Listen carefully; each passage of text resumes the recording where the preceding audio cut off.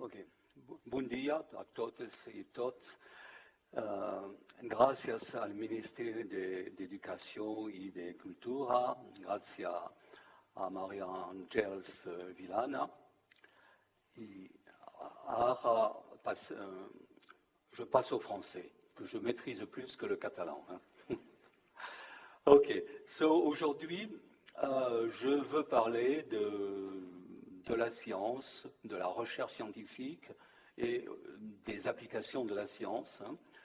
Nous sommes devenus familiers des progrès de nombreuses technologies que nous utilisons. Nous utilisons des ordinateurs, des téléphones de plus en plus pratiques, par exemple pour accéder à Internet ou pour envoyer des messages électroniques. Nous stockons de plus en plus grandes quantités de photos, de films, de musique sur le disque dur de notre ordinateur ou de notre iPod. Nous passons des examens médicaux de plus en plus précis pour détecter les maladies, les microbes. Alors, comment viennent ces progrès scientifiques? Comment on passe de progrès de physique fondamentale à des progrès de technologie appliquée?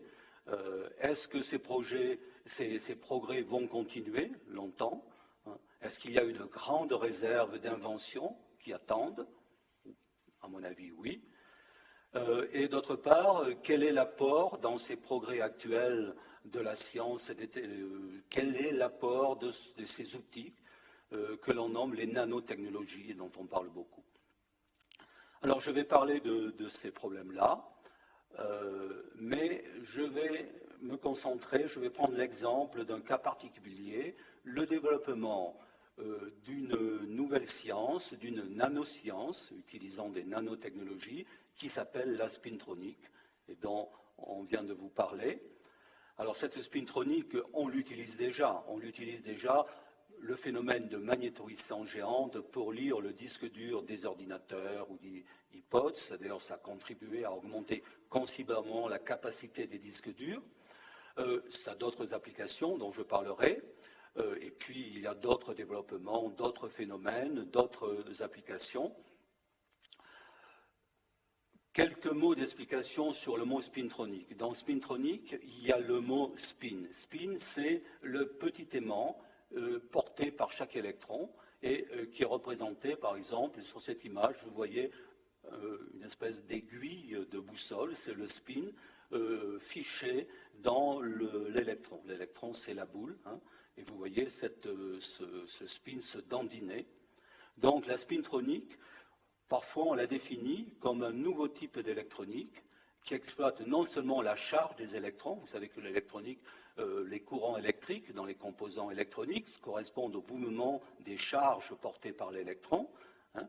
Donc, l'électronique habituelle exploite uniquement la charge de l'électron, la charge électrique de l'électron, alors que la spintronique exploite en plus le spin de l'électron.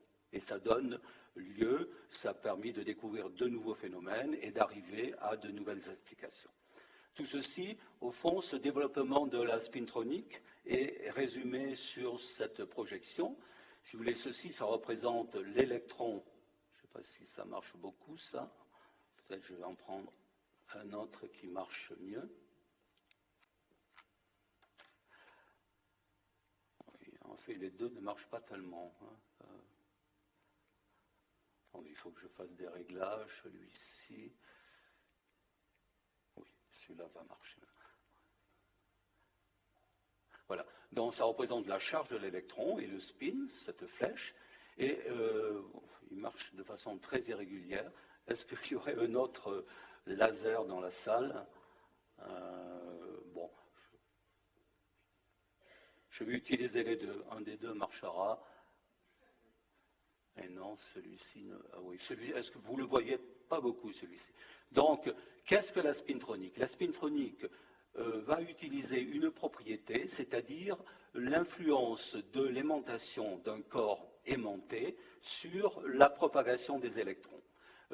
Donc, dans un corps aimanté, il y a des mobilités très différentes pour les électrons dont le spin est dirigé vers le pôle nord et pour ceux dont le spin est dirigé dans la direction opposée. Donc la spintronique va exploiter ce filtrage, cette distinction des mobilités entre les mobilités des deux directions de spin dans des matériaux magnétiques comme le fer par exemple. Et cette dépendance en spin de la conduction va être exploitée dans des nanostructures. En fait, pour faire apparaître les effets de spintronique, il faut fabriquer des nanostructures, par exemple des multicouches, composées de l'empilement de couches de plusieurs matériaux, par exemple du fer et du chrome, on verra. Et vous voyez, les boules, ce sont des atomes, ce sont des couches très fines qui peuvent ne comporter que quelques couches atomiques. Et ce sont une multicouche, des jonctions tunnels magnétiques, des nanocontacts. Et l'exploitation de l'influence du spin sur la conduction électrique dans ces nanostructures donne lieu aux effets de spintronique. Le plus connu est la magnétoresistance géante, en anglais Giant Magnetoresistance, GMA, dont il y a déjà beaucoup d'applications, les têtes de lecture de disques durs, d'autres applications dans l'industrie automobile, dans l'industrie biomédicale. Il y a aussi d'autres effets classiques comme la Tunneling Magnetoresistance, TMR, qui est appliquée aujourd'hui à un nouveau type de mémoire, RAM pour les ordinateurs RAM. Et aujourd'hui, la spintronique se développe dans de très nombreuses directions. Oui, il démarre et il s'arrête. Je ne sais pas pourquoi. Se développe dans de très nombreuses directions. Par exemple, il y a les effets de transfert de spin. C'est des effets très intéressants actuellement en spintronique. Dans une expérience de transfert de spin, on peut bouger un aimant, l'aimantation d'un aimant, sans appliquer de champ magnétique, comme on le fait d'habitude, mais simplement par une sorte de transfusion d'électrons polarisés en spin, dont le spin a été orienté par un courant électrique. Une sorte de transport à distance d'aimantation.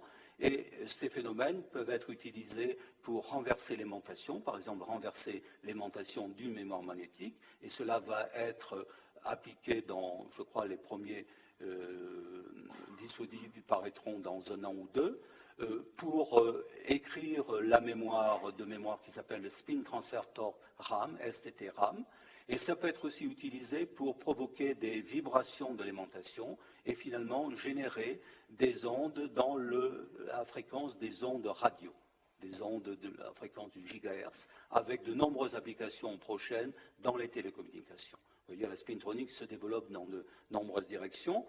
Il y a d'autres directions de recherche intéressantes, très actives. La spintronique avec semi-conducteurs pour aller vers une plus grande fusion entre électronique classique et spintronique. La spintronique moléculaire, qui est très prometteuse, spintronique utilisant des molécules carbonées, très prometteuse pour prendre le relais des semi-conducteurs quand l'évolution, on atteindra les limites de l'électronique à semi-conducteurs. Donc je vais vous parler de ces développements-là. Il y aura de la physique un peu, il y a des étudiants de physique dans la salle, je sais. Il y aura aussi des choses plus simples, des applications assez simples à décrire. Et pour commencer par des choses très simples, pour les gens qui ne sont pas spécialisés de la physique, je vais prendre l'exemple d'une application classique, l'application de la magnétoresistance géante à la lecture des disques durs, des ordinateurs, des iPods, de certains appareils photographiques. Donc, un disque dur, c'est un disque métallique, en fait recouvert d'une couche magnétique. L'information est stockée sur ces pistes circulaires, ici. Ces pistes circulaires sont composées ce sont des rubans magnétiques, et l'information est stockée sous forme binaire, 0 ou 1, correspondant à des segments dont l'aimantation est dirigée vers la droite ou la gauche. Vous voyez différentes couleurs. On n'est pas encore tout à fait à l'échelle du nanomètre. Actuellement, les bits, ce qu'on appelle les bits, ont des dimensions de 50 nanomètres. On est à la limite des dimensions nanométriques.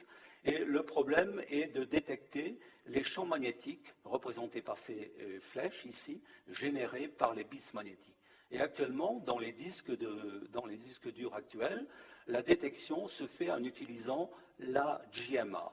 La GMR de multicouches magnétiques. Alors, qu'est-ce que c'est qu'une multicouche magnétique? C'est un empilement de couches très minces. Vous voyez, les boules, ça représente des atomes. Ça peut être, par exemple, 3 couches atomiques de fer, 3 couches atomiques de chrome, 3 couches atomiques de fer.